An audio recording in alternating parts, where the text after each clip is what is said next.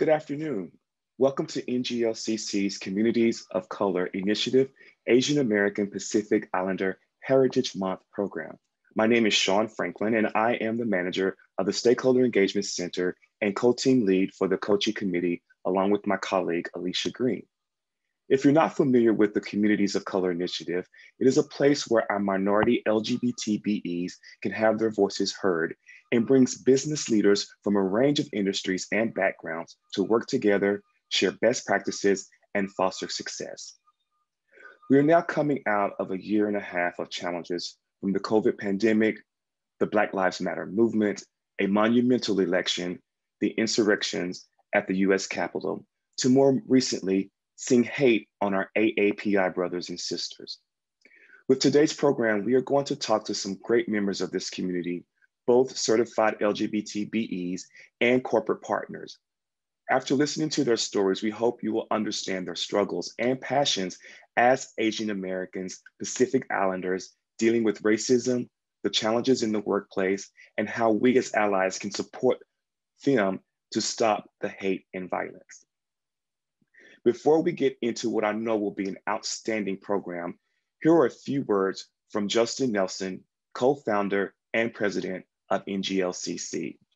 Greetings from the National LGBT Chamber of Commerce. I'm Justin Nelson. I'm the co-founder and president here at NGLCC. I use he, him pronouns, and I want to use this opportunity to welcome all of you to this exciting celebration of AAPI Heritage Month. The recent explosion in AAPI violence and discrimination is unacceptable. An attack on one of us is an attack on all of us. We stand shoulder to shoulder with our partners, community members, friends, and family in the AAPI community, not only during this month, but always. Thank you for the work that you do, for your partnership, and for being a part of today's program. Enjoy. Thank you, Justin, for those incredible words of encouragement. Now, please join me in welcoming today's fantastic panelists. We have Joy Wong, Corporate Vice President of Supply Diversity and Corporate Services at New York Life. Susu Wong, Principal and Founder at Tomo 360. Amita Mehta, CEO at Amita Mehta Possible. And Stephen Wong, Founder and Co-CEO at Ready State. Today's moderator is the outstanding Trong Tu, Manager of Supply Diversity at PepsiCo. Trong, take it away. Thank you, Sean. So let's go ahead and kick this off. I think we'd first like to get everyone's story in terms of how you became an entrepreneur, and then we'll shift over to Joy to talk about her experience in this space as well. So who'd like to share their story of how they started off as an entrepreneur? Susu Wang, I'm the owner of Tomo 360. We are a food service online marketing strategy agency based outside of Boston, Massachusetts.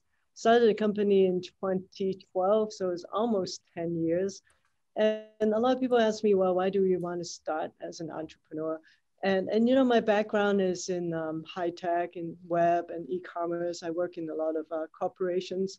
It's always this feeling like I wasn't happy with what I'm doing. You know, I've been working different jobs every 4 years. And my partner finally said that, you know, what do you want to do? And I said, I want to start my own company. And after hearing me for about 5, 6 years, she said, go and do it. And I say, okay, all right, but it's scary.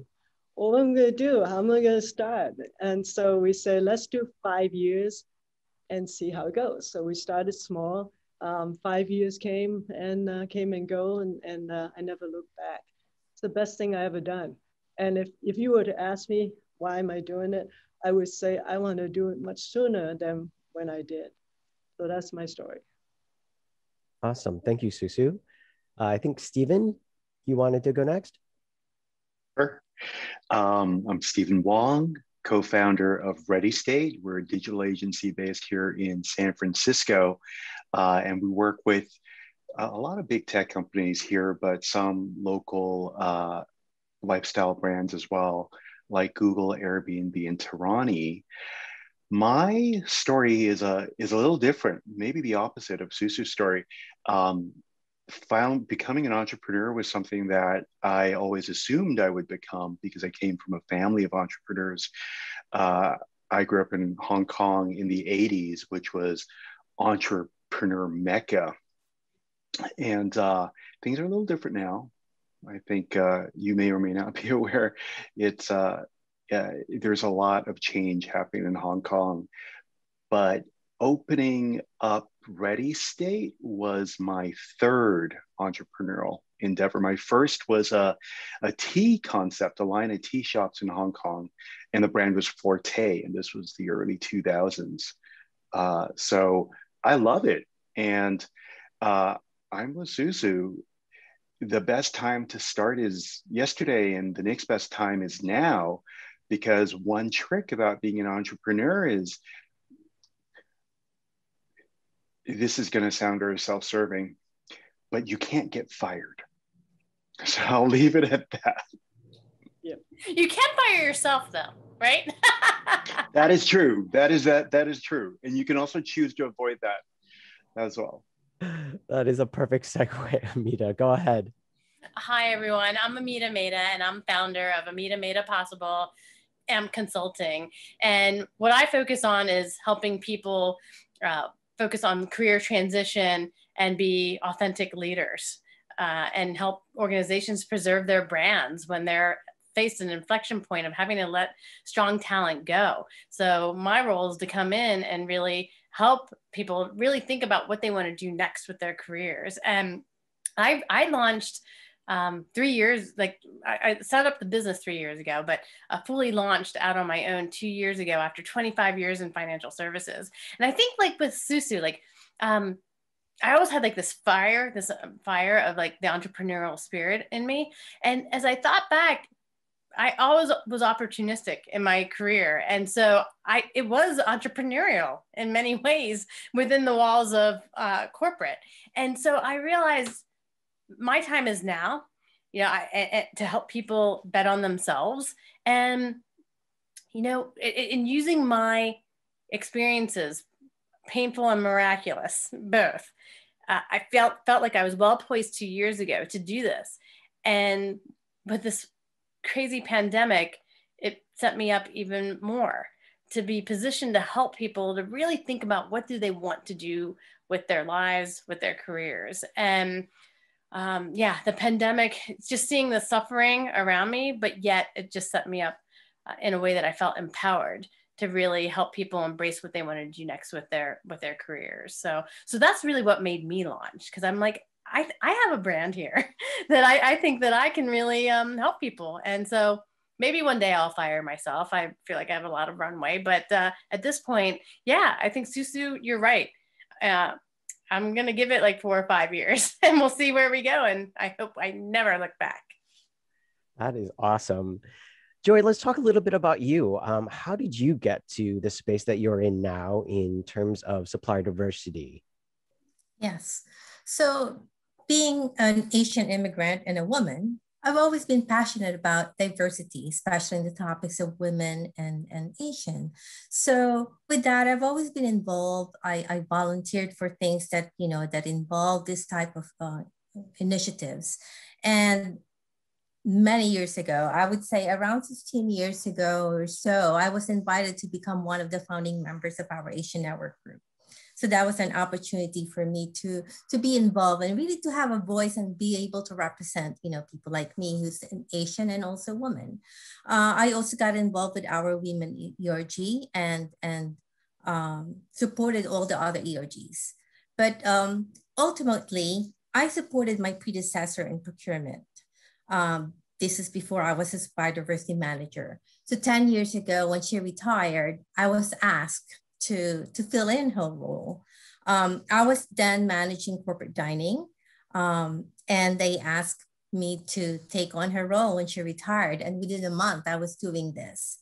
And fortunately for me, I think it's something that to be able to do something and have a job rather, right?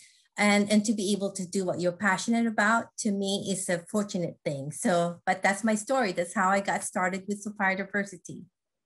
Thank you. That's fantastic. Yeah, I've told many people the story as well that, now that I'm in supplier diversity, I don't want to leave. So it's like the perfect career for me after going back and forth in a lot of positions. So I'm I'm right there with you, Joy.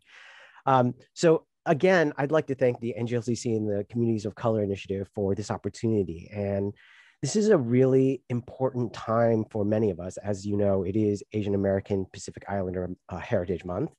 And a lot of us are dealing with some very complicated thoughts and issues right now, more so than in years past. If we think about it, Asian American hate crimes have increased 149% over the last year. And a lot of us are dealing with the news of the killings in Atlanta, in Indiana, and the stabbings of 2 Asian women in San Francisco. So I have to ask, how are each of you doing?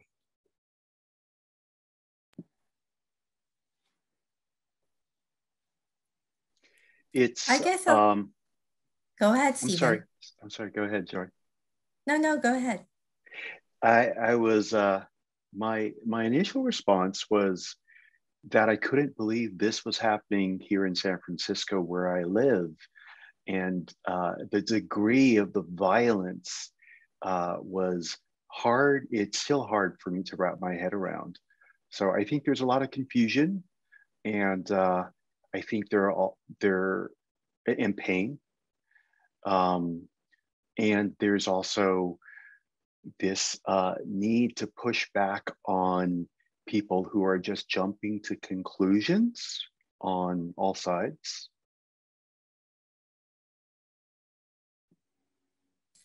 So I guess I'll add to that. You ask how we're doing. I'm doing fine. I feel insulated, having been working at home for 15 months already. I feel like, I feel very distant from New York City, and for almost 30 years, I commuted into the city every day.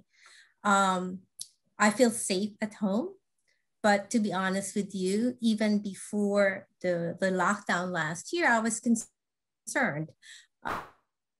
We didn't know anything about this, right? About this pandemic. And I was afraid to sneeze when I was commuting back then. I don't know what could happen.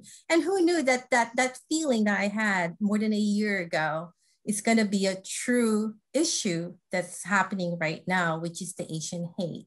So I'm doing fine. But to be honest, I don't know if I'm ready to go back in the city because of this. And I've shared this with you, Trong, that even my husband, normally we like to get into the city and be a tourist as a family. We're only 11 miles away from the city. But even my husband would say, like, I don't think we want to hang out in the city. So last month we had a dental appointment in the city. We came and we went. We didn't do our typical outing. So I'm fine. I feel insulated, but I'm concerned. I'm concerned about the people I know in the city. Thank you, Joy. That's a good perspective. Susu or Amida?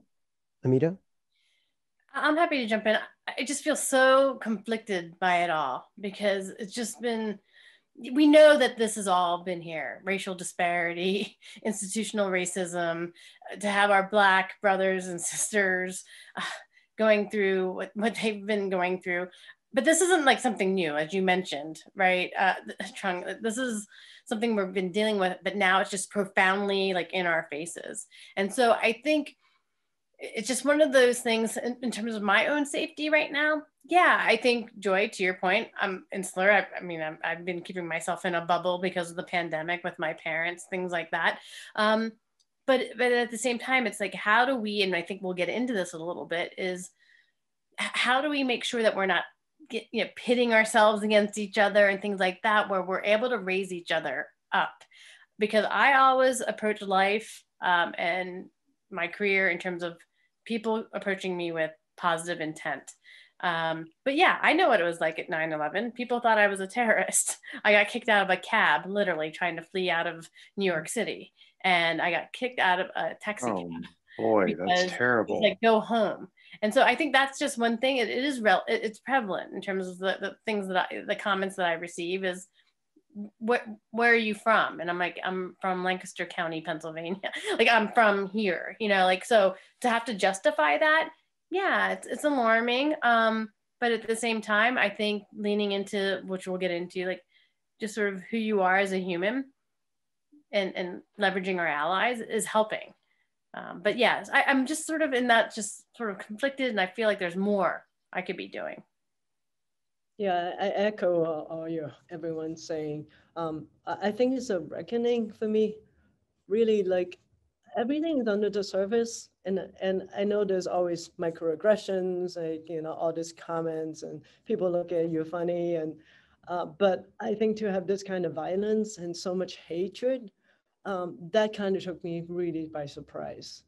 We think that we're in a security blanket, that we're a little bit different, we're a bit sheltered, but at the end of the day, racism is there, is loud and clear. And, when something's not going right, and they're going to put a blame on someone. And we are the big target right now, and like Amita said, we have to do something. And this is it's an experience. The day after the Atlantis killing, I was in Chinatown, also going to a dentist. And it was 10 o'clock in the morning. I was a little worried. I was a little scared. But we can't live our life just staying inside. No, we have to come out and really just figure out how we're going to do this. Yeah, I get that same feeling, especially from, folks that I know also in the city who live here. And, we have run our errands in Chinatown. And I hear that a lot, especially with folks who have to take care of their parents and they're running them on these errands. There's a lot of, that targeted hate and, violence against, our elders, to be quite honest, right? So I think we've got a lot of folks that are on this call, that are on this webinar, that really want to know how they can be allies. So what are some things that you think would be really helpful for them to know about how they can help combat this violence, this hatred, in terms of supporting their Asian friends and colleagues and family members in this space? Trung, I think you said it well, like just checking in. Just checking in, like, how are you doing? And some people are going to say, yeah, I am fine. I'm insular, Joy, to your point. At the same time, it's just literally checking in and making it part of how we operate in this world. And just understanding what people's lived experiences are.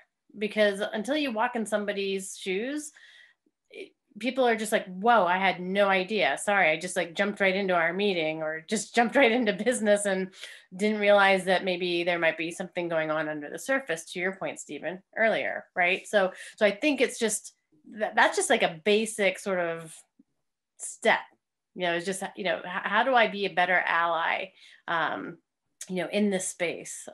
So that's just sort of my thing, is just table stakes, is just how you let off. How are you doing? I think that, I'm sorry, Steve, we all cut you off on that. Go ahead, Steve. No worries. I want to echo what Amita said and say to our allies, I think I would love for you to say hi, ask me how I'm doing, and also ask me what the model minority myth is. Let's talk about this, because a lot of people may never have heard of this. And I'm going to try to be succinct, but I see the model minority myth as an ideal that Asian immigrants came to the US and we have done well in terms of educational outcomes and career outcomes. And there are often quoted statistics about how well this immigrant group has done. But the statistics themselves they obfuscate a lot of problems within the community, like very underserved, poor Asian immigrant communities are ignored. And it's often used as an example to pit different communities against each other, to say, hey, look at these Asians. Why can't you be more like them?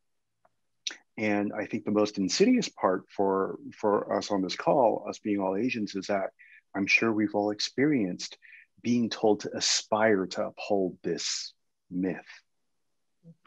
Yeah, no, I agree. They just did an online survey to 2,000 people about who you think the Asian leaders are. Like, who who do you think are prominent Asians? I think you're all nodding your heads, right?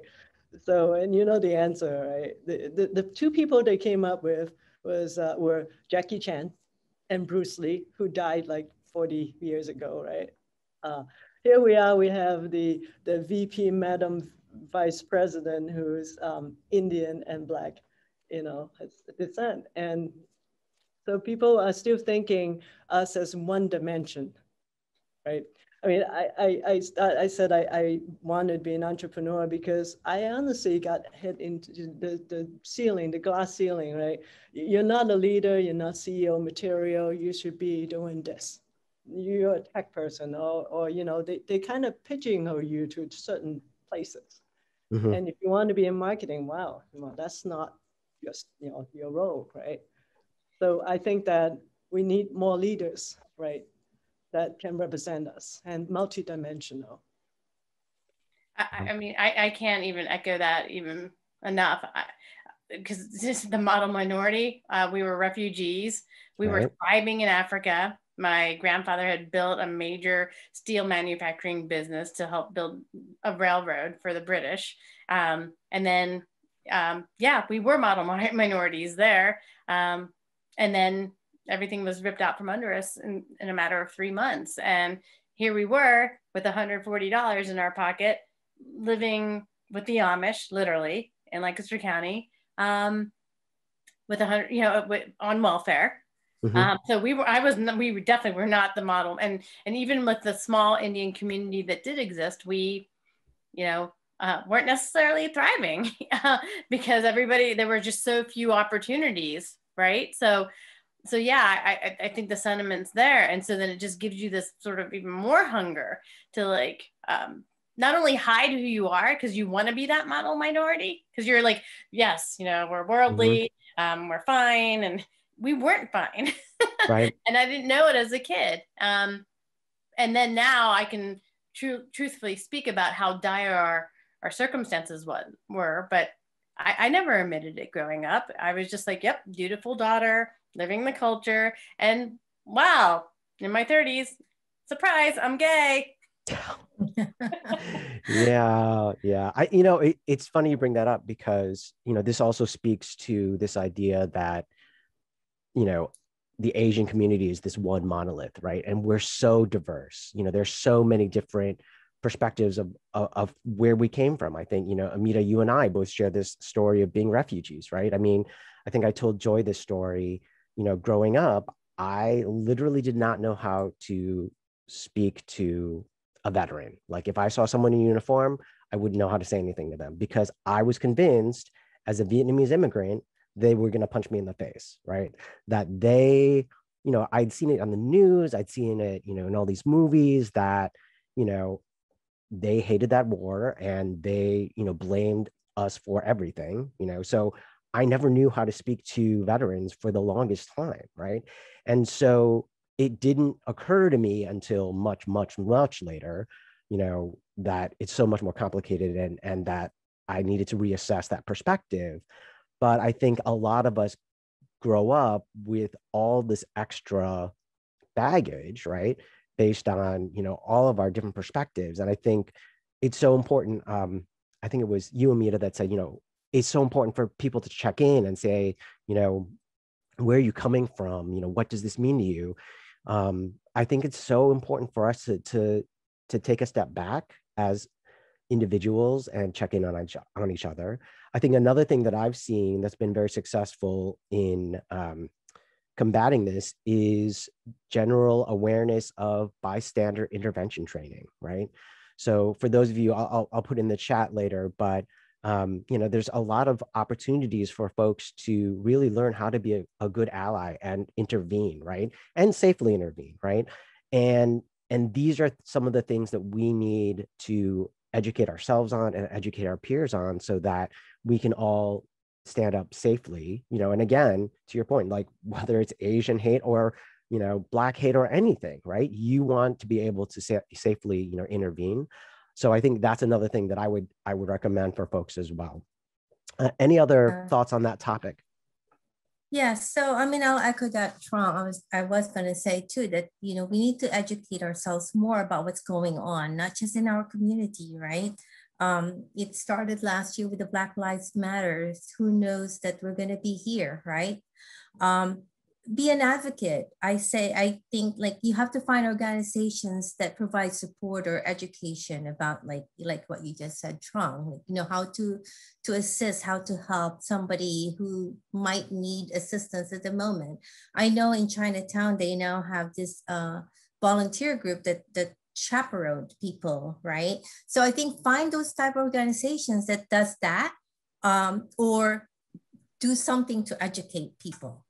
And I think as an ally, that's what we need. We need non-Asian allies to speak for us or to represent us. And if I may, Trong, you bring up a really good point, the bystander support. I think that's so critical. One thing that really shook me was seeing the video from New York, maybe a month back, of a lady being kicked to the ground and kicked in the head, and nobody going to help her. And then one thing I noticed in these videos that kept coming up again and again, these videos were not like the other videos that we'd witnessed in the past of a crime that were from other people's cell phones. Nobody taped these, nobody stopped. These were from security cameras. So it's this bigger issue of Asian invisibility that I want our allies to understand is a real thing. And that was my proof that people aren't even videotaping the crimes. So please say something, please do something, even if it's just videotaping it for evidence. Yeah, so many of these crimes have gone unreported. And, you know, part of this intervention is going to also be, if you see it, say something. You know, maybe you don't feel safe saying something in the moment, but it needs to be reported, because otherwise we're not going to be visible in any of these. And, you know, there's a whole plethora of issues around why it's underreported in some of these communities. But I think when we have allies that stand up for us, when we have allies that check in with us, we feel that we can speak up, right? So thank you all for commenting on that. I'm going to shift a little bit here, and I think it's something that we've talked about in the past around just sort of, it's been a crazy year. It's been it's been over a year since the pandemic started, and we've all started shifting our habits, including sort of what we've been watching, and some of us are consuming a lot more media than we have in the past. So with that, you know, we're seeing and consuming so much more of this media. And when it comes to visibility in the Asian American and Pacific Islander community, I'm curious what your thoughts are in terms of visibility in the media or lack thereof. I don't know, Stephen, if you want to kick it off, you might have some thoughts here. Yeah, I've been really excited to see so much Asian representation, and it runs the gamut. It spans the gamut from East Asian to South Asian, young and old. If you take a look at the biggest hits on Netflix, you see Asian girls, young teenagers leading the charge and having these big hits, these big shows. And I apologize, I don't remember the titles right off the bat. I just know I watched them and I loved them. But specifically, I want to point out that Asian men have been kind of erased, or at least the maleness has been erased in pop culture and also LGBT culture. Quite frankly, it's very niche. And we're seeing that Gen Z has a very different attitude towards Asian masculinity. And a lot of these popular shows have Asian male leads that break out of the mold. They're not the good, studious, nerdy kid anymore. They're the bad guy or the handsome dude.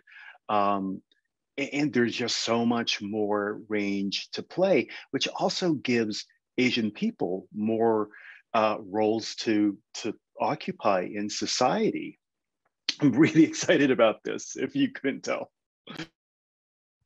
Yes, Stephen, I definitely agree. You know, growing up watching, you know, Star Trek, right? When Zulu was, you know, the engineer, right? And then like Kung Fu was played by a white guy, right? Who's half Asian. So, you know, you've seen a lot of those movies where, yeah, they're not quite Asians, they're playing the roles. But now we actually have leading roles, right? I've been binging on Kung Fu, you know, the third version of it, where they have a young Asian woman who kick butts, right? And she has a brother who's gay. So this is kind of like, whoa, you know, now we got leading roles. So I'm really happy to see that. I mean, I was watching Fresh Off the Boats for a long time. It was fun, you know, and the director, I don't remember the name, the director that got the Oscar, right? It's good. I'm seeing changes. We need more, right? It's kind of like looking at commercials, and not a lot of Asians. There are some. Same thing as same sex or you know, gay characters. So we want to see more of that. Again, it's that multidimensional, you know, we don't want to just see geeky guys or geeky women, right? We want to see, you know, that there's some depth to it, and they have stories, and it's real, not just somebody pretending. Well, and we're sexy. I mean, right. we're sexy. Hell yeah. Thank you. I do have to say, like, yeah, look, come on, like Bollywood, like we, you know, I'd like to think we were on the forefront of like, hey, like right now, maybe we might all break out in song, you know, because I feel like, you know, and so Glee was like that, right? So like, you know, it's a show, and then in the middle, like in movies, right? You break out in song. And but it would be nice to see some Asians like playing some prominent roles, you know, where that is happening, right? So so you see the influence, right, of our like Asian cultures, like it's so prominent like, here, but it would be nice that we can sort of lead the charge on that too, is like what I guess sort of what I would love to see too. Yeah, but we're gonna break out in song later, right? Right. I promise. Okay. So while you are saying you want to see more of, I would say I'd like to also see less Asian stereotypes. Susu, you mentioned about Fresh Off the Boat. I actually enjoy that, but in the beginning, my initial reaction is like, oh, I don't like this, the way they portray Asian. So from that perspective, I feel like, you know, we need less Asian stereotypes. We're not all about just comedy or Asian food. You know, we're more than that. I think we need to, I want more celebration of Asian successes and maybe challenges too that teaches a lesson. So that's what I'd like to see.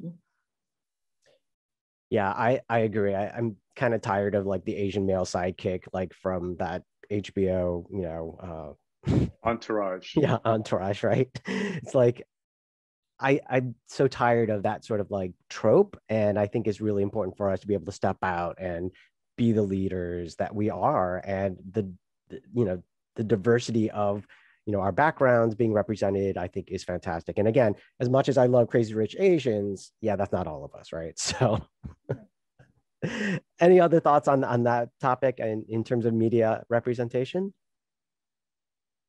All right, so I'm going to shift us over to speaking of leadership, that piece of this conversation, which is, so we're all Asian, we're LGBTQ and allied, we're leaders, whether it's as entrepreneurs or as corporate leaders. And many of us have experienced the microaggressions and unconscious bias of Asian associates being the workhorse rather than the show horse in many of these organizations. And you layer on top of that all of our different identities. So I need to ask you, and this is a two-part question. You can answer it both at the same time, and we can break it up however you'd like. But how has your intersectionality challenged you? And how have you used that intersectionality as an advantage? I'm happy to jump in. I think early on in my career, I hid everything about myself.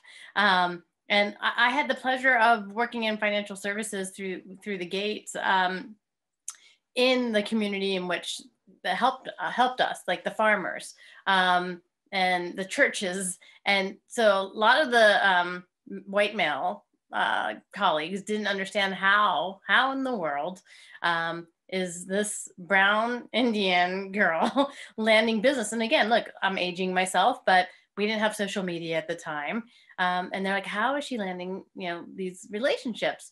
And it was because it was relationships that we cultivated as a family. And it was just amazing in retrospect. At the time, I didn't realize it, but I was able to serve the community that helped serve us. So it was just, I think, being able to use that experience to my advantage, but at the same time, I still found myself hiding behind my culture, my history, my past, and then gravitated towards moving into more global organizations like JP Morgan Chase, and had the opportunity to move into global diversity, and realized at that point I was living a lie. I was becoming more self-actualized as a human being, and my productivity was waning. People recognized it. I wasn't creating a climate of trust, and leadership was telling me, like, what's going on? And I was living a dual life. So a dual life in terms of like just hiding all these aspects of who I was along the way. And then the fact that being a lesbian, I thought was going to implode everything, my life, my career, everything that I had just promised that I would do as a dutiful daughter, and all the sacrifices my family made. And I can say, when I finally came to terms with, I need to tell somebody and really lean into an ally, it was my twin brother. And it was monumental, because to your point, CoCi, you mentioned the word reckoning. That's what I faced. In terms of like, wow, I delivered on everything in the office. I'd stay late, head down, do the work. And people thought that, I was aloof. And in fact, no, that was I was living a dual life. And then so finally, when I was able to live through my truth and have leadership behind me and understand what I was going through, that's what played to my advantage. Hiding everything was a major disadvantage for me personally. And yeah, I faced a lot of adversity there. But being able to lean into the people that I trusted and being authentic created a culture of trust, and people wanted to be on my team. And so that, I would say, is what played to my advantage. And the thing is, we're all technically sound. We know what we're doing. It was just the human element and the emotional EQ that set me apart. And I'd say that that's what set me up for success in terms of saying, yeah, I can do this out on my own as an entrepreneur. Awesome. Thank you, Amita. That's a good story, Amita. I have a similar one, but in a different way. I came to the States. I was also from Hong Kong, Stephen. Coming to New Hampshire, it was very, very not diverse. And I was like the only Asian in school. I have a lot of microaggressions. I actually had this guy that used to call me names, and, for 4 years. And I didn't even know it was racism. I thought he was just, I don't know, being friendly with me. I was so naive. I was just so quiet. And I had to, it was a Christian school, so I had to hide my identity. And being Asian and being a lesbian, it was a double whammy. It just I was just lost, and it was not good. But the community was fine. They were nice to me. They were nice to me, right? And it wasn't until I started working I came out. But coming out as a business was a totally different thing, right? You can say you're gay in front of your friends and colleagues, but coming out as an LGBT business enterprise, you are really out. And it was scary to really announce to the world, right? Even though all your friends know, but I think I did play to my advantage. I finally figured out I was a certified women minority LGBT business enterprise. And for years, I never really got anywhere, right? It just kind of okay, I'm certified.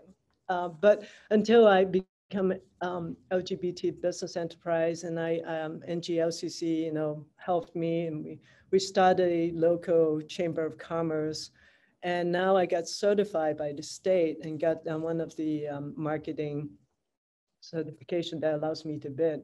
So for marketing projects, what it did was it opens the door for me, right? And then somebody say, okay, come on in. But you still have to work and you still have to have the technical knowledge and be able to get in. So I think I took that advantage and helped me, reopen the door up for me. So. Good plug in there for certification and multiple certifications. We're all about that. Yeah, take advantage of that. Right, exactly. Stephen, how about you? I think I share the story on the microaggressions I've faced. But the flip side of the coin is that I've always felt that there were expectations on other people that maybe there were expectations on me as well, but I didn't feel the pressure.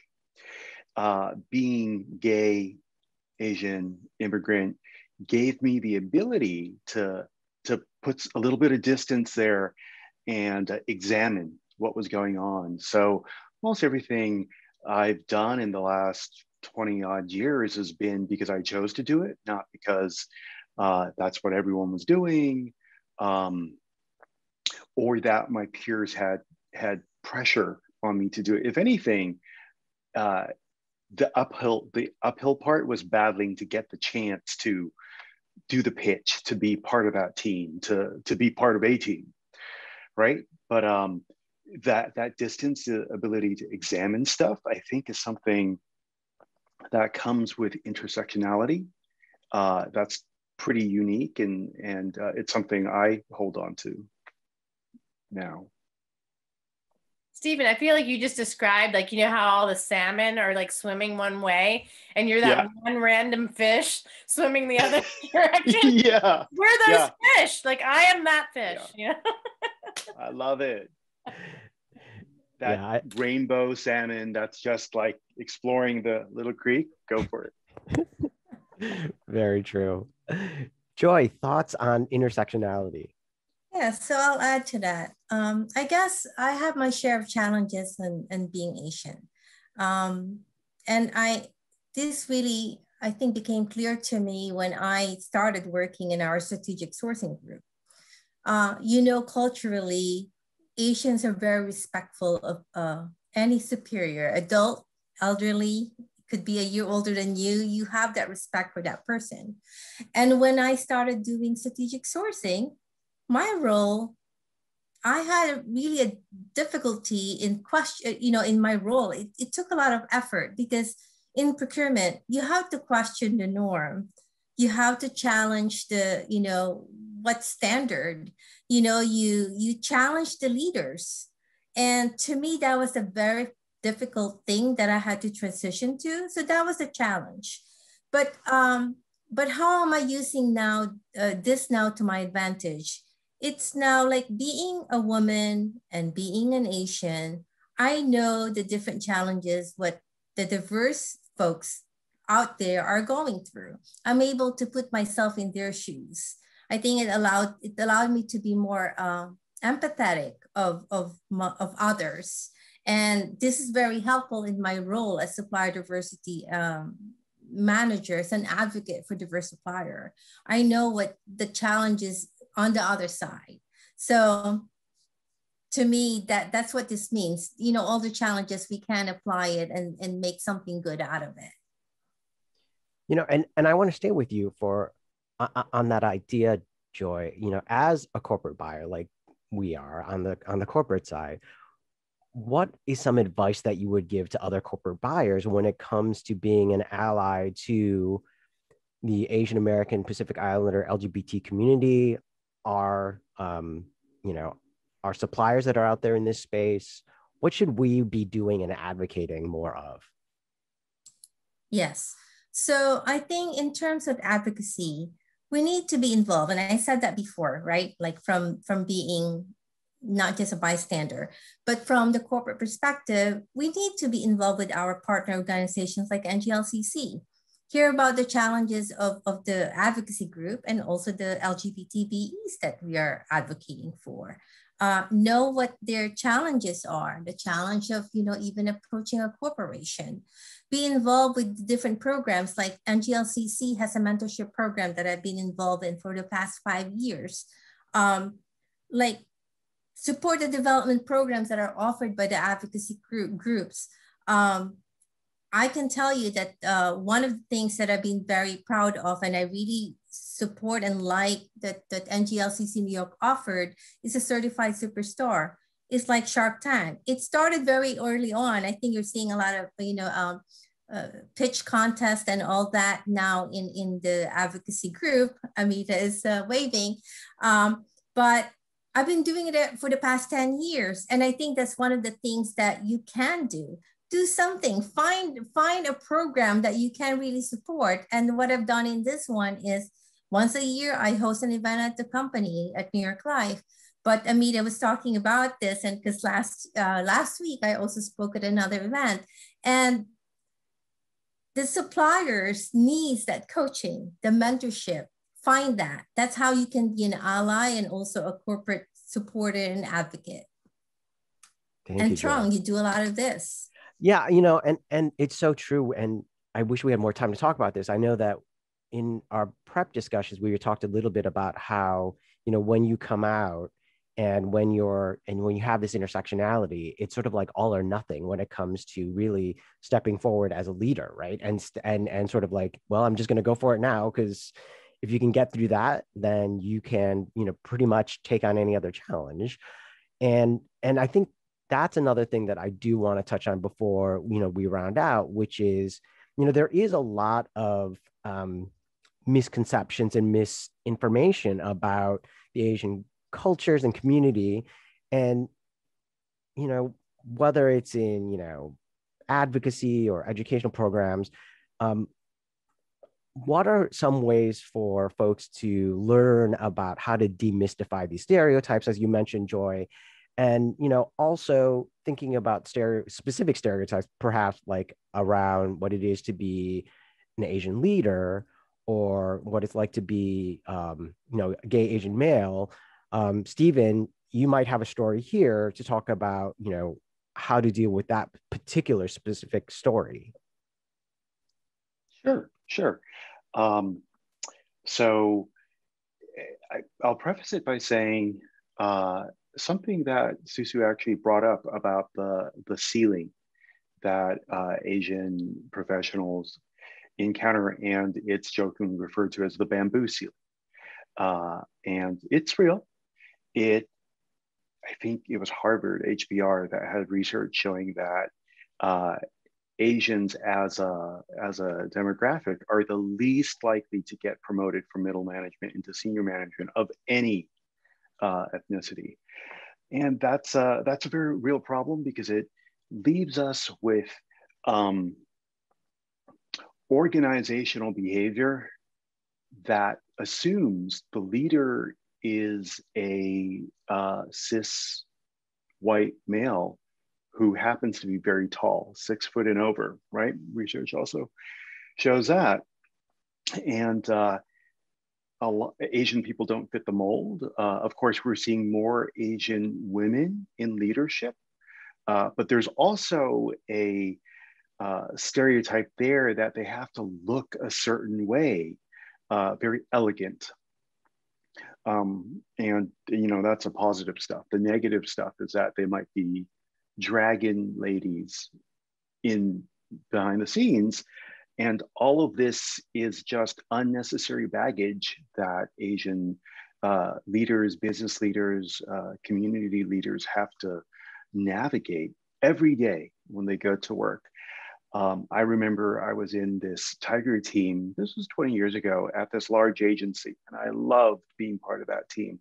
Our job was just to brainstorm new ideas that we could take to our clients, until we had the team lead, who was the team was fantastic. I loved them all. He was this tall, ultra masculine, blonde, blue-eyed guy, saying, "We're like the Beatles, and Steven is Yoko Ono." And it wasn't meant to be overtly racist, but it just reminds you that there still is an otherness about where you fit in an organization. And more recently, we had a young man come in for an interview, and I greeted him. I sat him down. I wasn't going to interview him. It was my creative director that was going to interview him, and he assumed I was the secretary and asked me for either water or coffee. I took no offense to it, but I did note that to him, I don't look like a typical agency lead. And that's just something that I think will take time to change. And it may not even change in my career. But I think by talking about this, working with businesses, and I encourage all businesses to work with Asian businesses so that the next generation of professionals can see that leadership looks like all types, like all of us. So true. Other thoughts on what Asian leadership? On that one. Yeah, thank you. Go ahead. I am, but Stephen, I'm right there with you. I think two thoughts that occurred to me. Number one is optics matter within organizations, so organizational side, and then teachable moments. On the optics side, I walked the halls of organizations where the Indians were literally in the basement in technology roles. And I'm like, what's this all about? Like, why? Like, it was appalling to me to walk through the halls when you see like all the beautiful light of this building, and then I'm like, okay, let's check out, some other space, and literally it was like all the Asians were top down like in the basement, and it's like, whoa, like so that was like number one, that in terms of advising leadership is like optics matter. Like, you got to treat your employee like this. We're at the ground level. Like, cannot happen. Thank you. When it was like a aha moment, like, oh yeah, that's a good point. It's like, yeah, like how like even when you're able to walk the halls of a building, it makes you more visible. But if you're in the basement with no windows or whatever, who's going to come down there? Like, then, so I was always proactive in my career. I'm going to walk around and make sure people see me, so that's number one. Optics matter with organizations. And then number two, teachable moments. Stephen, to your point, yeah, I remember I was standing in an elevator. It was after lunch, and I had a colleague say, oh my God, like, oh, my clothes smell, and I'm going to be interviewing somebody in a minute. I just had Indian food. And that just like, that crushed my heart when everyone's like, oh yeah. And it's like, and it's, relatively senior guy. And I'm like, you know what? No, not okay. So I followed him out of the elevator. It wasn't my floor, but I just followed him out. Again, look, positive intent. He probably didn't know what he was, what the intention was. Walked in, shut the door behind his office, and then I said, I'm not gonna say his name, but do you know how that made me feel, that comment that you just made? And he's like, I'm sorry, what are you talking about? I'm like, you just degraded me in front of like a bunch of colleagues. Like, I don't understand. I'm like, you just made it seem like my food, my culture is gross. And he was just like, oh my God, I am so sorry. Like, it's just a pungent smell, and like, it's just overpowering. And I'm like, yeah, well, just think about that next time. And it just clicked with him. And after that, we just had an amazing relationship after that, because he would seek my counsel. Like, Amita, thank you so much, because I had no idea I had this blind spot. So sometimes we just have to stand up, speak out, in many ways, which I think we do. We get to live out loud every day, but that's just something I had to chime in on, everybody. No, thank you. Other thoughts on leadership and what it looks like for Asians and LGBT Asians? I think that personal branding is something that came to mind.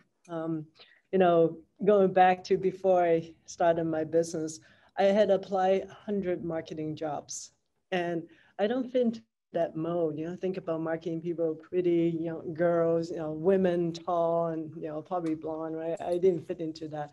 So I think that being an entrepreneur, you need to represent yourself and really create this brand and be out there. I don't want to be a quiet Asian girls in the corner anymore. I need to speak out. I need to tell the world like what we're up to and why we're here and what can we do. We're hiring people, we're paying taxes. So, don't belittle us, right? I think that having that personal branding and really just create this this brand that represents you is important. So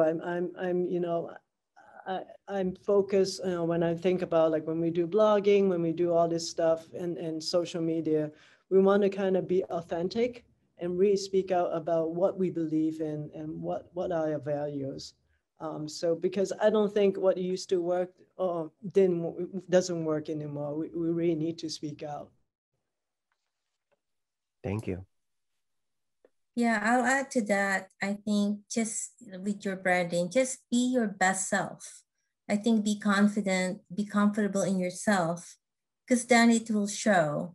It doesn't matter if you're Asian or you're woman or you're gay or anything. It just be comfortable with who you are and be your best self. I think that's the best we can do, or as an individual. So that's all I have to add there. Yeah, I completely echo those sentiments. It's on my signature file, and many people have read it, but it's a life lived in fear is a life half lived. And we can't do that, right? So I cannot say, more about how appreciative I am of hearing from all of you today. I know our time's wrapping up. I want to make sure that if anyone had any closing thoughts, that we spend a little bit of time there before, wrapping it up. Any last thoughts to share with our allies, our peers, the NGLCC? I want to say, since May is Asian Pacific Islander Heritage Month in the US, I encourage everyone to go out and have the Indian food and appreciate it for how delicious it is. Go eat some Asian food and maybe watch some Asian cinema. Just consume a little bit of this, because we are here, we are American, we are contributing. This would just be a great month to do that. And all I can say is anything is possible when you live out loud. I think that we should support local community lobbyists who are supportive of Asian community and stem racism. We need to support the community and go to Chinatown and yes, support the volunteer. For sure. And I'll just reiterate, educate yourself about other cultures, be involved. And with what Stephen said, is Asian Heritage Month in May. There's a lot of documentaries about Asian culture, Asian heritage. This is the time, binge on those. That's right. And we got to talk when we were all huddling before that, hey, look, we're the preamble to Pride. So, hey. Exactly. We're the perfect kickoff for Pride. This is perfect. So with that, I want to wrap us up, and thank you to Susu and Joy and Stephen and Amita for all being part of this wonderful conversation. And thanks to the NGLCC and its Communities of Color initiative for allowing us to spend time on this very, very important topic. With that, I'll hand it back over to the NGLCC. Thank you all. Take care. Hi, my name is Jason Mamaclay, he, him pronouns, and I'm the owner of virtual team building company Think Quick Events and entertainment provider Fuzzy Logic Escape Room, located just outside of Chicago. Being NGLCC certified as an LGBT-owned business enterprise is important to me because it's an affirmation of my value of being authentically who I am, which of course means that I'm also proud to be an NMSDC certified minority-owned business.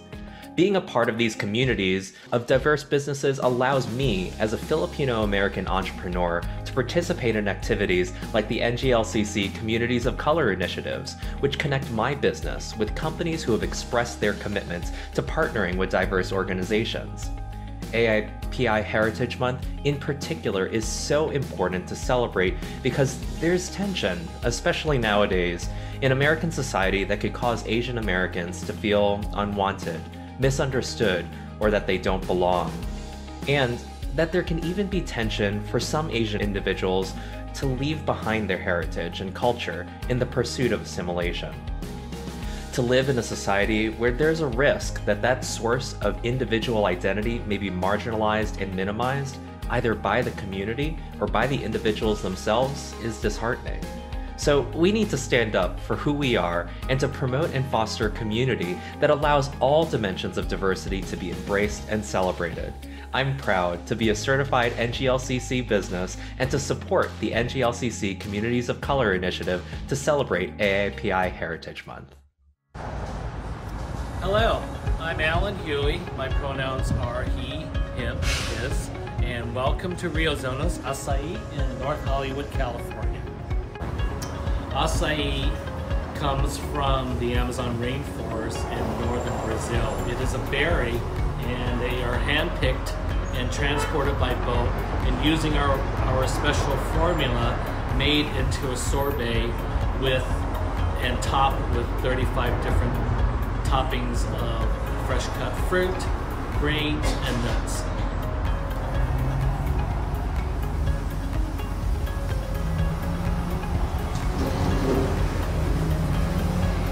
We celebrate the Asian Pacific Islander heritage this month. It's especially important because our community, as well as other communities of color and the LGBT communities, are suffering waves of physical, verbal, and political attack. This month we acknowledge Asian Pacific Americans for our history, our presence, and our stories. Being part of the NGLCC is new for us, but we are very pleased to be part of the business community where we can support and nurture each other. It makes us proud and visible. Besides North Hollywood, we also have a location in Studio City. Recently, we were approved as an authorized supplier for the Super Bowl next year here in Los Angeles. And most important, I want to introduce my husband, Evaldo, as well as our daughter, Ava Mahalati, and we all manage our business. Thank you.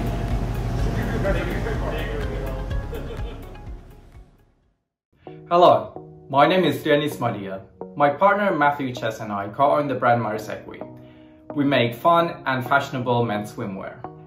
Being NGLCC certified member means a chance to expand our network through connections with like-minded people. It gives us a sense of unity and belongingness to be in a community where we can learn about and grow our business with our fellow LGBTQ-owned businesses.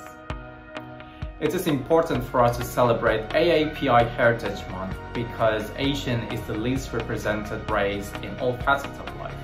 We are the least represented race in politics, and the media does not feature enough Asians to really show how different we are and that our culture are very different from one another. Moreover, the rise in racism towards Asians nowadays makes it even more important for us to acknowledge and celebrate the Asian community. Thank you so much for listening to me, and have a good day.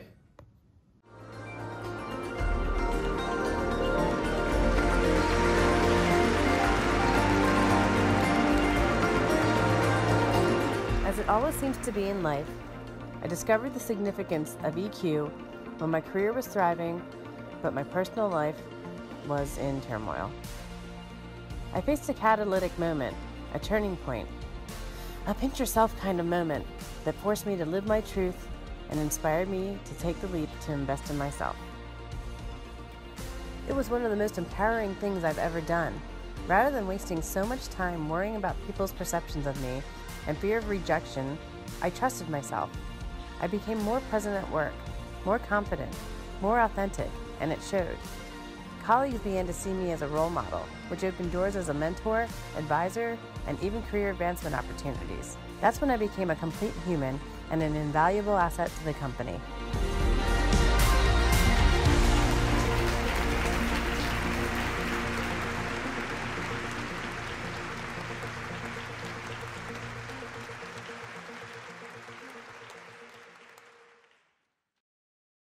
Hello, everyone. My name is Alicia Green, and my pronouns are she, her, and hers, and I am the Director of Supplier Diversity at NGLCC and co-lead of Communities of Color Initiative with my colleague, Sean. Wow, what an amazing program so far. I hope that you all have enjoyed it as you have heard so many wonderful testimonies from our panel, as well as our certified AAPI LGBTVEs. I am now happy to introduce this next segment of our program. Our fireside chat between one of our AAPI certified LGBTVEs and our very own Sabrina Kent, Senior Vice President of NGLCC. Sabrina, take it away. Thank you so much, Alicia. I am so proud to be here celebrating AAPI Heritage Month with you, our Communities of Color Initiative, and everyone that's participated today. As Alicia shared, my name is Sabrina Kent. My pronouns are she, her, and hers, and I'm a Senior Vice President at the National LGBT Chamber. And I have the very distinct honor and privilege to sit down today with one of our incredible suppliers who sits on the NGLCC TGNC Task Force Mentorship Committee, who runs Equality Fashion Week, who runs an LGBTBE called Nick Casey Footwear.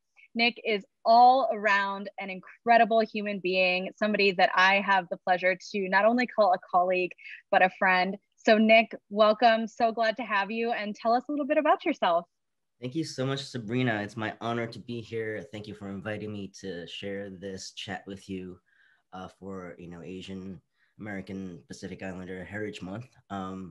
My name is Nick Casey. I'm located in Los Angeles, and I'm a certified LGBTBE. And my business, the Nick Casey Footwear, is the first gender-free footwear and accessories company created in, I don't remember what year anymore, 2014, I think. And also I'm the creator and founder, as you said, of Equality Fashion Week, the first LGBTQ fashion week in LA. Thanks, Nick. I want to talk a little bit about all of this because you identified not only an important need in the TGNC community when you established Nick Casey Footwear, but also just in the fashion world broadly, both with Nick Casey Footwear and Equality Fashion Week. So can you talk to us a little bit about how you came up with the concepts for your brand and Equality Fashion Week, and talk a little bit about the evolution since 2014? Yeah, so, I spent my whole life basically since a child. I love shoes, and I love watching men on the street have such nice shoes. And that was the aesthetic that I felt like I identified with as a trans, little child without realizing what I was, I guess, at the time. But I knew that it was very hard for me whenever I went to go look for shoes that I couldn't find them in the section that I was forced to be at, right? So as an assigned female at birth immigrant, it was very kind of humiliating to be constantly told you're in the wrong section or this is not for you. And so I think just growing up, as we started to, have the access to online shopping, I was kind of relieved that I no longer had to experience the department store or shoe store experience. But I still found it just very challenging to find shoes in my shoe size, right? That fit both my inside and my outside.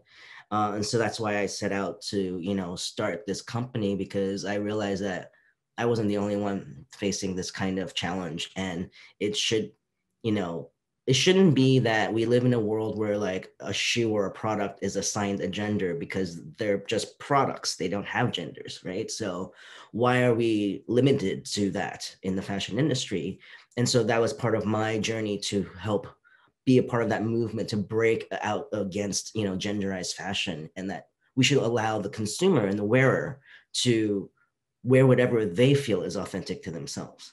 And that led to Equality Fashion Week, because as a designer, I started going to all these fashion shows and participating as a queer brand, and realizing that as queer brands, we, number one, don't have the capital to participate in these like mainstream fashion weeks that cost thousands and thousands and thousands of dollars to participate in. Not to mention, just to create a collection for a fashion show costs thousands of dollars already. So that's like, for some queer businesses like myself, that's like all we have. So it's almost impossible to try to get that kind of access. And on top of that, almost I think all of the fashion shows I went to did not pay their models. Like, as queer fashion events and queer events in general, we have such a lack of visibility and access, so that when it comes, everyone's just eager to participate, but we don't get compensated for it. So how do we ever uplift our community if we're not paying them? And so I think with Equality Fashion Week, that became part of my mission, that like, I might not start out with a lot, so I won't be able to pay everyone the amount I would love to, but it's something. And it's something that I think also teaches models and teaches the performers that they should be compensated, and that they have value. And that's really important for our community.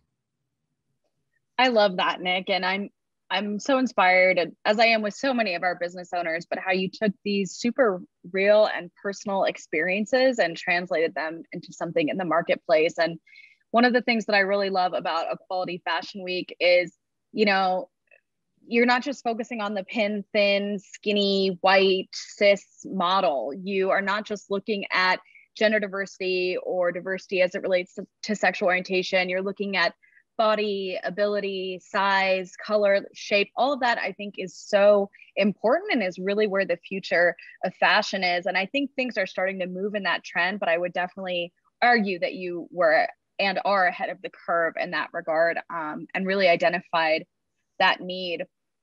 So you talked a little bit about, your personal experience being an immigrant, the shame of going into the department store in the wrong gender section, whatever that means, right? As the daughter of an Indian immigrant, I can definitely say that any sort of bending of gender lines is very difficult. Like, I cut my hair off completely, like shorter than your hair, when I was in college, and my mom goes, do you want to become a boy? And I was like, well, so what if I did, first of all? But what if I don't want to be a boy and I just want to be me? Like, what is that, Anyway, we have all these experiences, I think, particularly as AAPI folks as well. And, you're also a member of our TGNC task force at NGLCC. So something that I would love to just sort of talk about right now is, can you share a bit more about your experience as, this individual who has so many multiply intersecting identities as an AAPI, TGNCQ person? Can you just share for folks that might not be able to relate to your experience without hearing from somebody like you?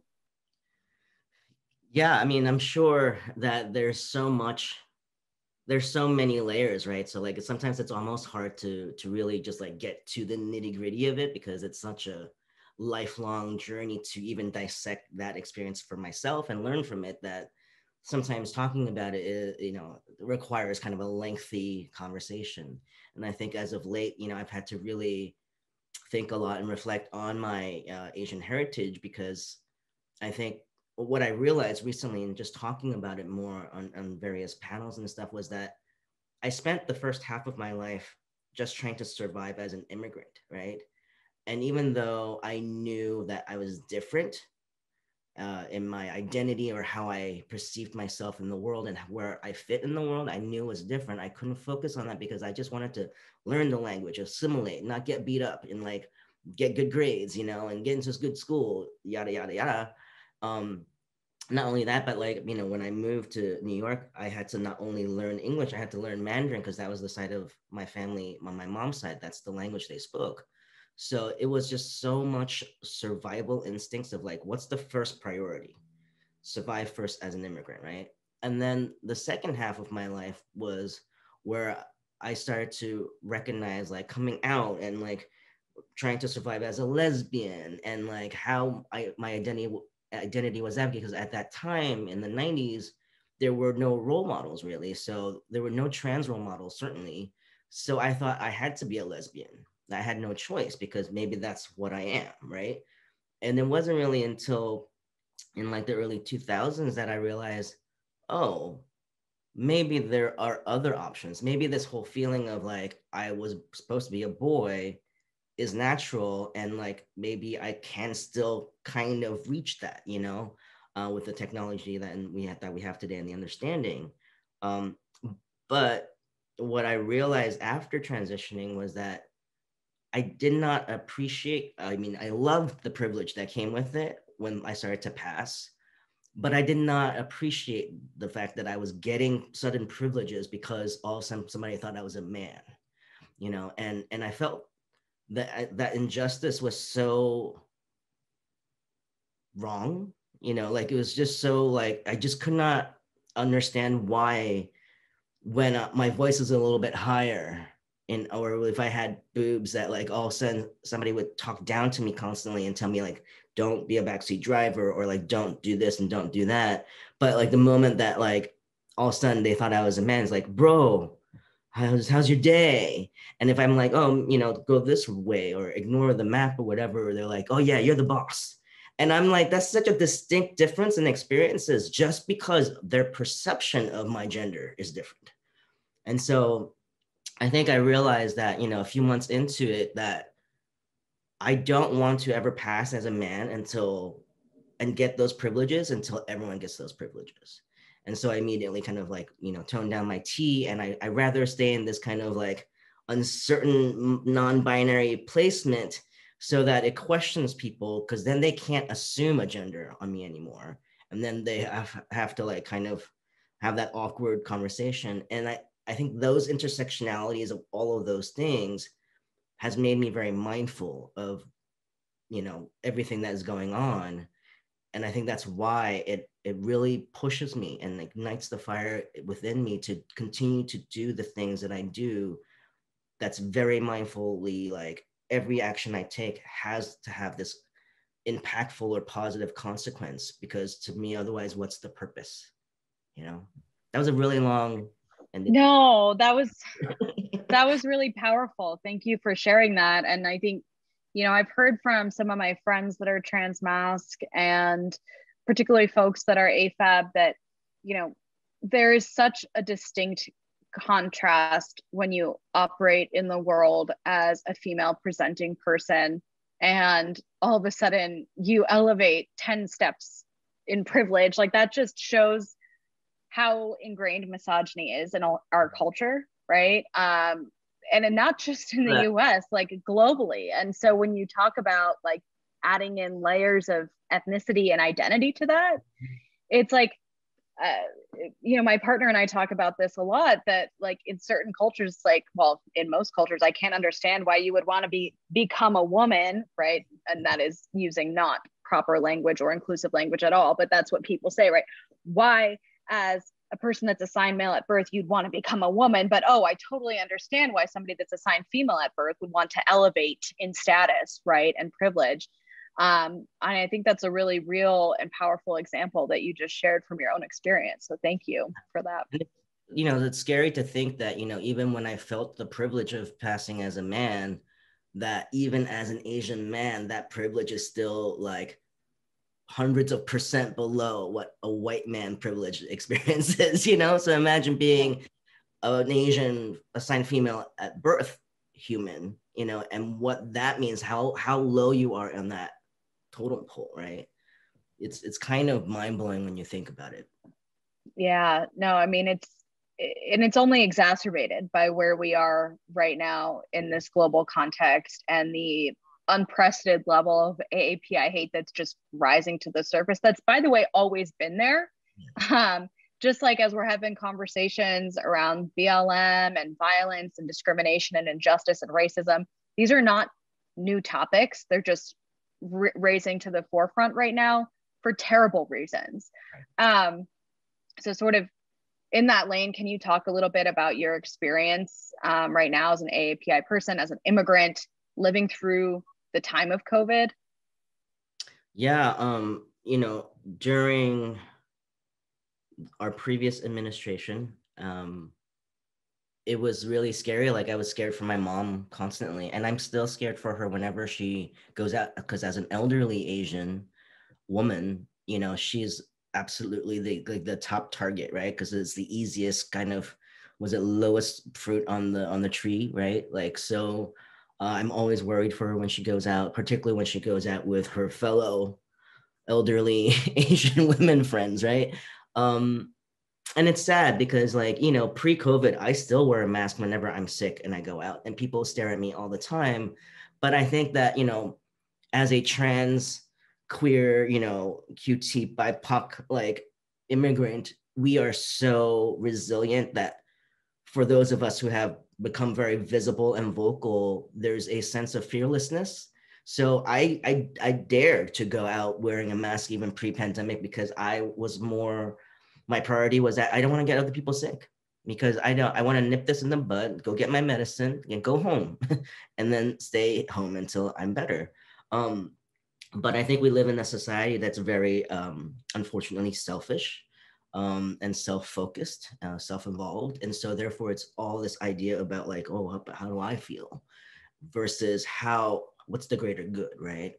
And I think that right now, because we went through COVID and through this pandemic and being in quarantine and feeling the isolation, I think that somehow it maybe inspired a lot more people to be reflective and introspective and start being more present to what's going on, and started thinking more about the collective versus the self only, because we started becoming lonely. We started missing our friends. We started feeling like, man, I want to be social again, and I miss being around a lot of people. And like, there's people dying by the millions, you know. And so, like, I think that hopefully that through, unfortunately, as history always shows us, that it takes so much tragedy for us to learn from him. You know, for example, like George Floyd, like, why does it always take a life to inspire the kind of change that we need? But since that has already happened, let's get to the change part, right? Like, let's take the action, let's be inspired, and let's do the thing. I love that. I love that. And, you know, just thinking about what you're talking about around selfishness and this idea that, to me, particularly in the US, wearing a mask has become an act of political defiance. Rather than an issue of public health and safety. And, you know, several weeks ago, the CDC lifted restrictions on fully vaccinated people. And my feeling was, and is, I don't feel comfortable going indoors unmasked, regardless of the fact that I am fully vaxxed. How am I supposed to prove that the people around me are? How am I supposed to prove that they're keeping other individuals safe? I mean, there are people for very real health reasons that can't get vaccinated, right?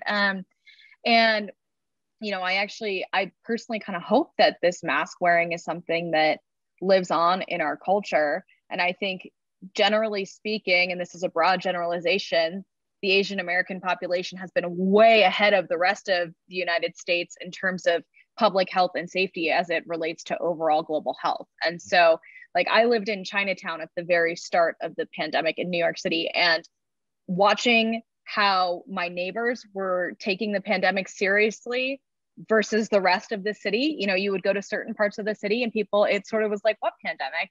Right. And more than a month before the official announcement of the pandemic in the first few weeks of March in 2020, you know, I already saw the community that I was living in was already taking this really seriously. And that, I hope, is something that lives on. And we, you know, I hope for a majority of folks, they continue to think about the global health and safety of those around them, because it's so important, you know.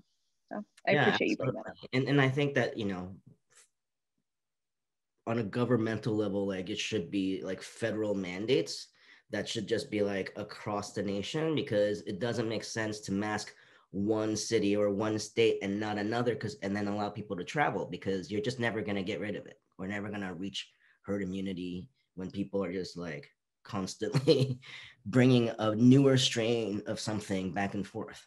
So, and now we're so far gone beyond that point that it's literally a right of a conversation around taking away liberty and freedom, which, you know, leads me to another topic, which is in our cultures, you know, first of all, time is viewed as cyclical, right? It's not this finite period of time. I am alive and then I'm dead, right? Time is cyclical, where our energy, our spirits are reborn, or that is infused into the world and the earth around us and other living beings and what have you.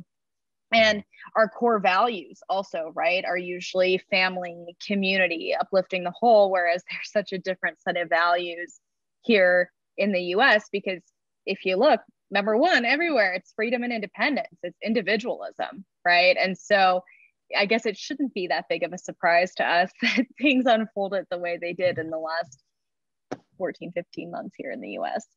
Yeah. I mean, there's just, you know, there's so many things that this could be like a whole other fireside chat.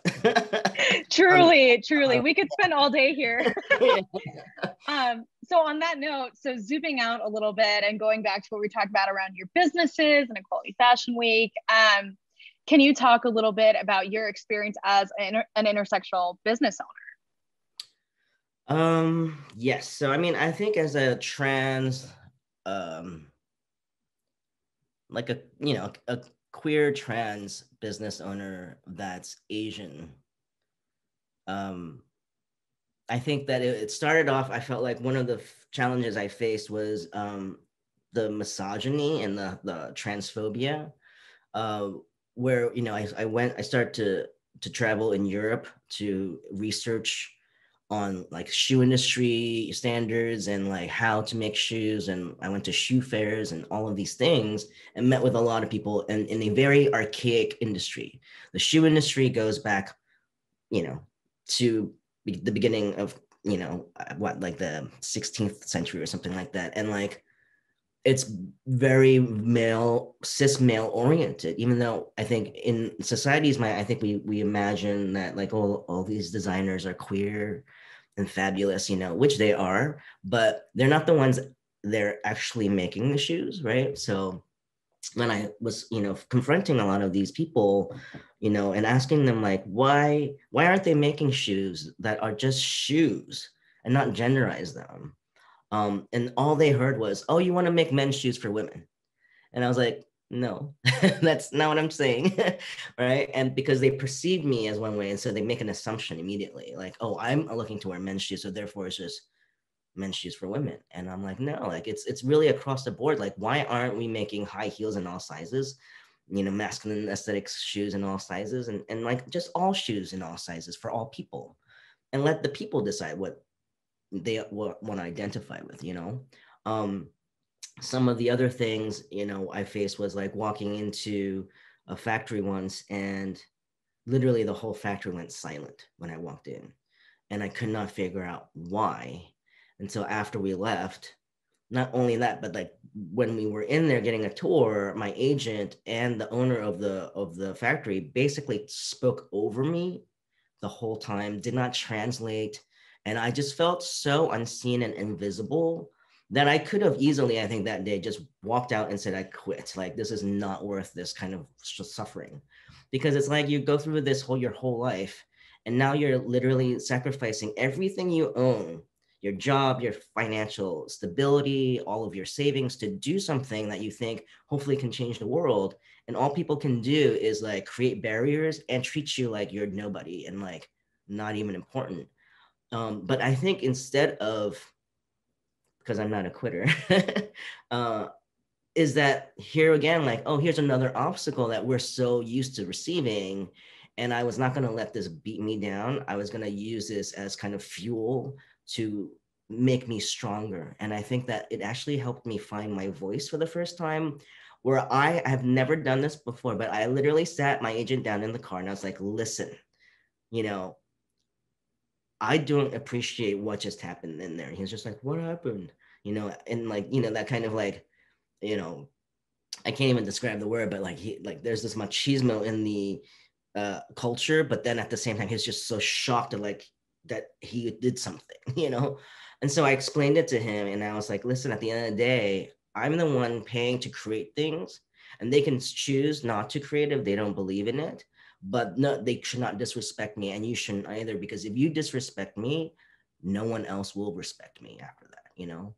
And I was so grateful that I was able to find the strength to confront him about it, because one, he was shocked, but I think it was good awareness for him that that is something that happens all the time probably, but nobody says anything. And he did try to improve after that. And I think it helped me find my voice and really set me up for this journey to become kind of, at the forefront of this movement and like be a voice and creating a platform for our community, because so many of us are voiceless, and I think that the more power I found in having that voice and finding my voice, the more I was inspired to be like, now I want all of my community to have that voice too, Okay, well, give me a sec, because I'm like choking back tears here. So I'm just going to keep smiling. Thank you for that. It's a really vulnerable story, and it's a really vulnerable space that I think for a lot of QT BIPOC people, we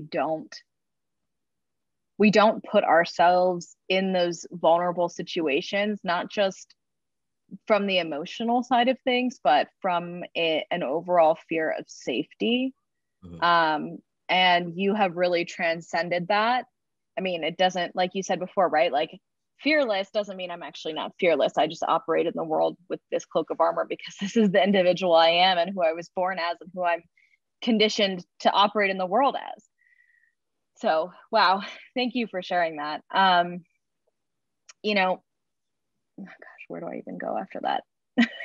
My heart.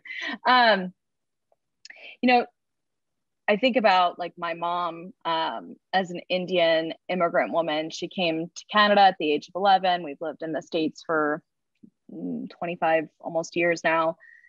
And just, she's told me stories about her childhood, but I just think about her operating in the world as a business owner. She was the primary breadwinner in our household. She was the boss lady. She, made stuff happen, for lack of a better term, both personally and professionally. And just like the big contrast, I think, moving also from Canada to the US, where, there are so many Indian people in Canada, and there are lots of problems in Canada. Don't get me wrong. It's not like this wonderland where everyone's accepted and loved and welcome. But when we moved to the US, she changed her voicemail from Surinder to Sue.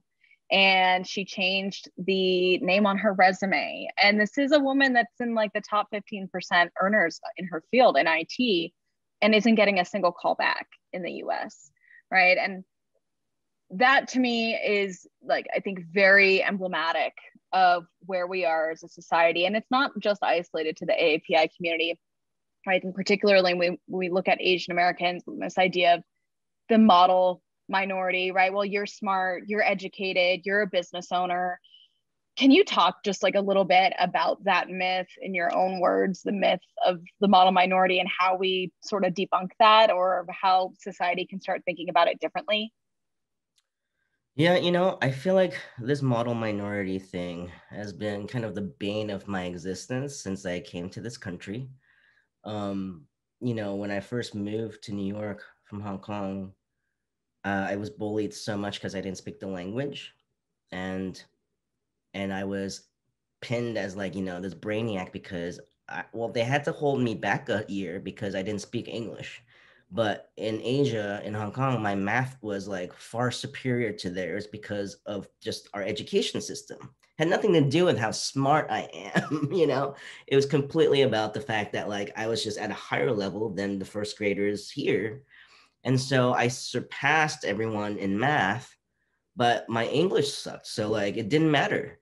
And so they held me back. And I just got bullied so much for it. And then I felt like for the rest of my, public education was me constantly trying to be cool as a cool kid and not seen as this model minority, because I was just like, I felt like there was an expectation that I had to excel.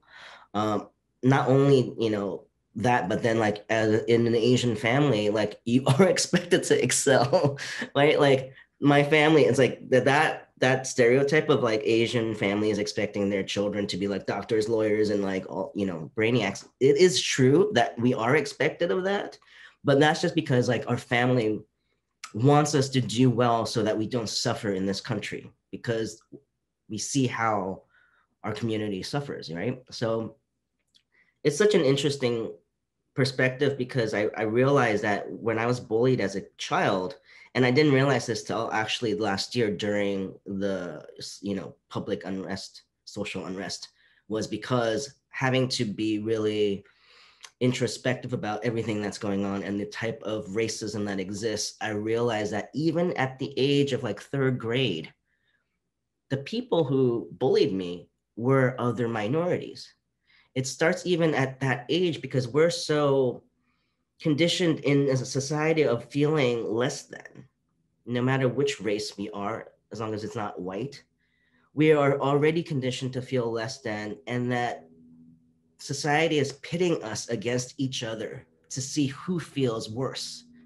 And that's why we end up bullying other people who are less than, because it's like, to each his own, like we have one of us better still be standing, right? And that is exactly going back to this like selfishness again of that this society, this country raises us to be.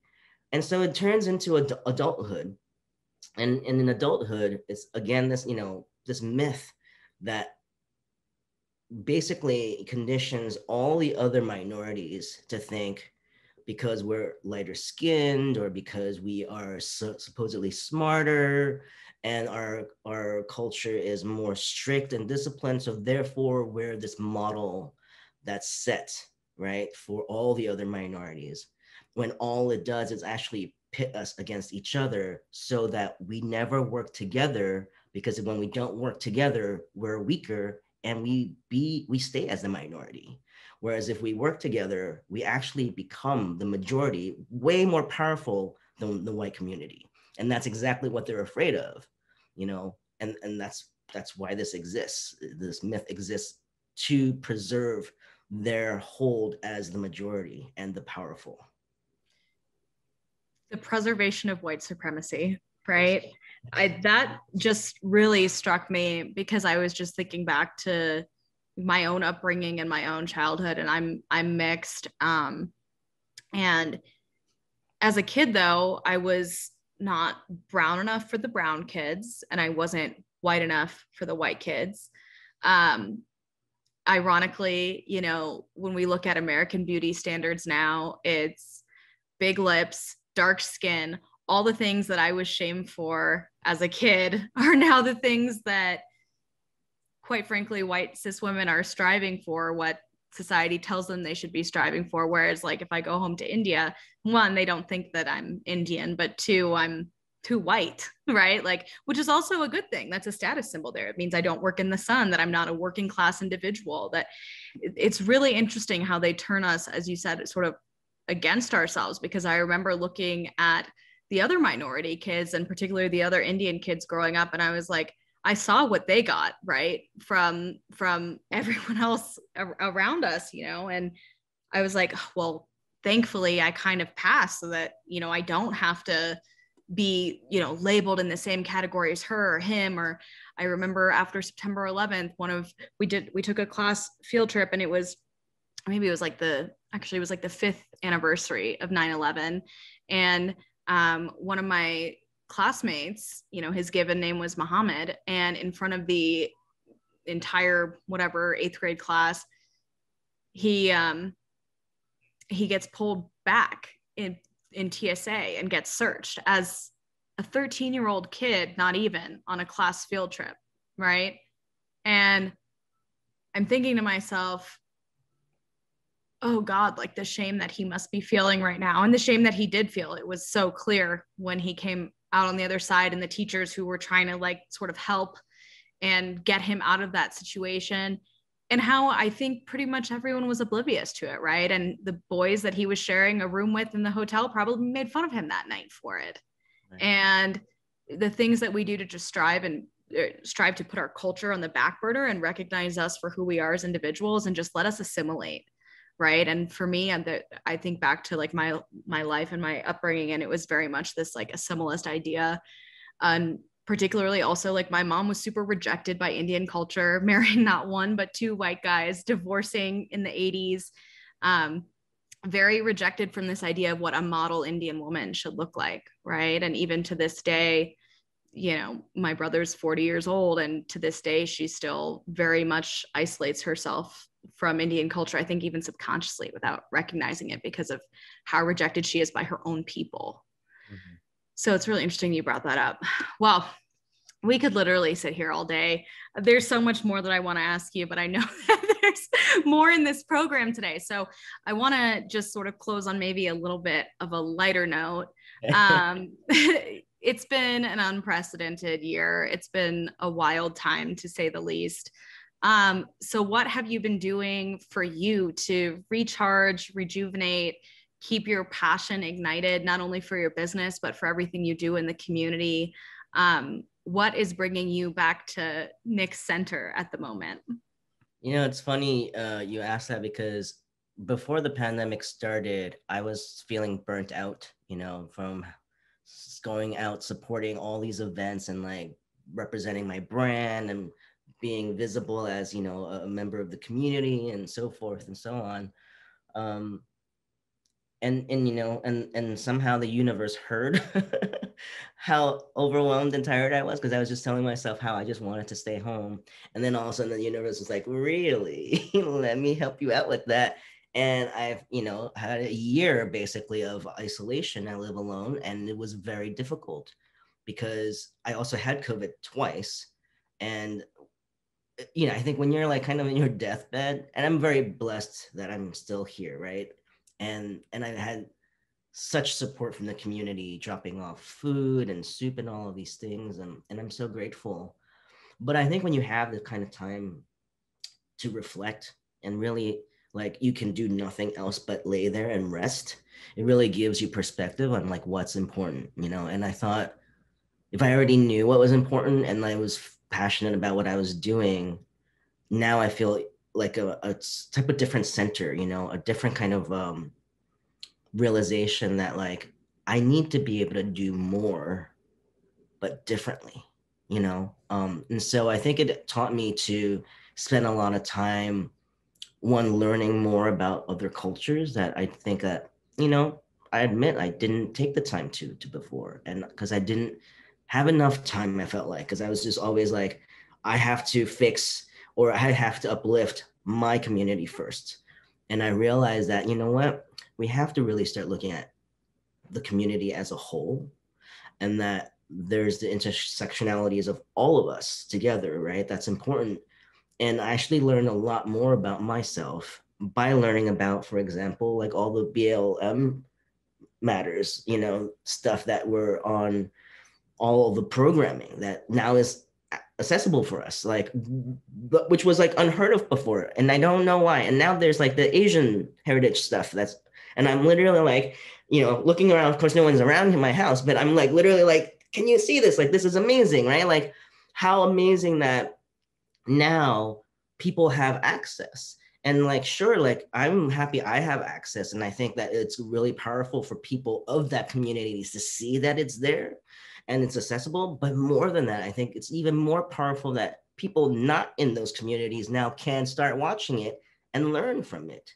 Because that's, I think, what was lacking so much in our society and in our country is that they're not in the textbooks, they're not in the education system that does not allow, we have not been setting up our youth and our people to be aware and cognizant of the amazing, beautiful melting pot that we are. You know, I mean, literally, the United States was built on that, right?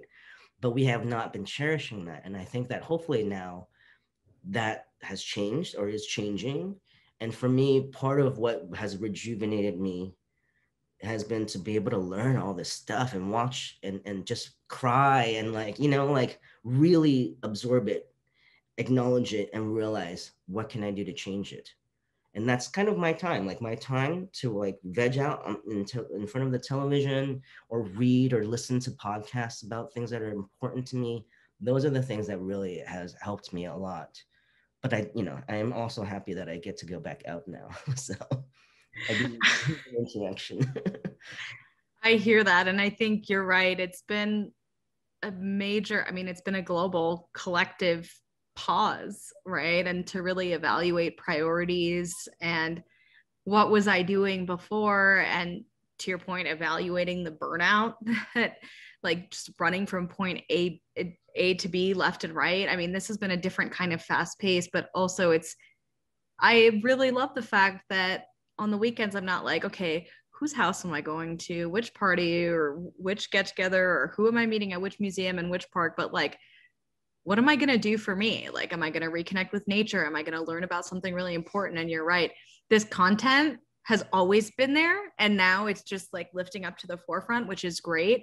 And now we can actually take advantage of it. So Nick, I really, really appreciate you so much for sharing this space with me and taking this time out of your day to be a part of the program. And I can't thank you enough for all that you do for our TGNC business owners at NGLCC and just collectively across the community. So thank you, thank you. I'm honored to have had this conversation with you. Thank you. I've enjoyed it very much, and I'm very grateful for the opportunity to be able to share my stories.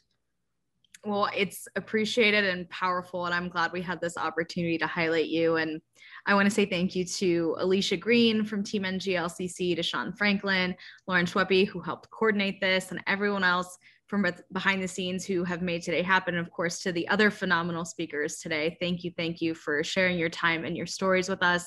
And Alicia, I will turn it back over to you. Thanks again. Bye. Thank you. Thank you, Nick and Sabrina, for this very dynamic conversation. This program has been absolutely amazing, and I hope that you learned as much about the AAPI LGBTQ+ community as I have. As this program comes to a close, I would like for each of you to please support your AAPI LGBTQ+ businesses and learn how to be a better ally to the minority community, as we are all Americans. We want to just thank our panelists for participating, as well as Nick and Sabrina for this wonderful chat. I would like to thank y'all for joining us today. And just remember, if we stand united, nothing coming against us can break our common goal to being the best that we can be. Y'all have a great afternoon.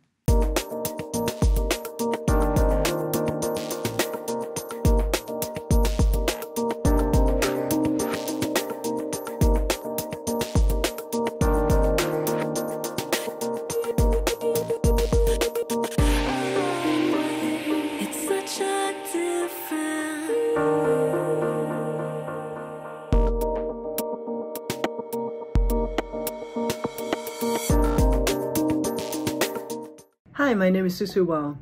My pronouns are she and her. I'm the CEO of Tomo360, an online marketing agency based outside of Boston, Massachusetts. Being certified as an LGBT business enterprise by the NGLCC has opened up a whole new world and opportunities for my business. Through the connections, I was one of the founding members that helped to launch the Massachusetts LGBT Chamber of Commerce, where I'm also on the board of directors. And as a certified women, minority, and LGBT business enterprise, I was awarded by the state as a PRF 70 vendor last year, which allows us to bid for proposals from the state and nonprofit organizations that are funded by the state. It is very important that we celebrate the AAPI Heritage Month because of all the violence and racism against Asian Americans this year. Just recently, 2 Asian Americans were stabbed in San Francisco. And we have to come together, support each other, demystifying the stereotypes of Asians so that our voices will be heard. Hi, I'm Stephen Wong, he, him, his. I'm the co-founder of Ready State. We're an award-winning digital marketing agency in San Francisco, and we help our clients like Google, Airbnb, and Tarani with their creative work. And what that means is we help them with their advertising campaigns, email campaigns, and build their websites, you name it. Being NGLCC certified for us is very meaningful because it means that we get to learn from other LGBT plus businesses and work with them. And it also gives us tools and training that make our business better. AAPI Heritage Month is important to us because as LGBTQ plus community members, we already are faced with an issue of visibility and recognition. And Asian Americans within this community are even more invisible. So celebrating this and drawing attention to our concerns and our contributions improves visibility for our community and the community at large. We think this is good for everyone.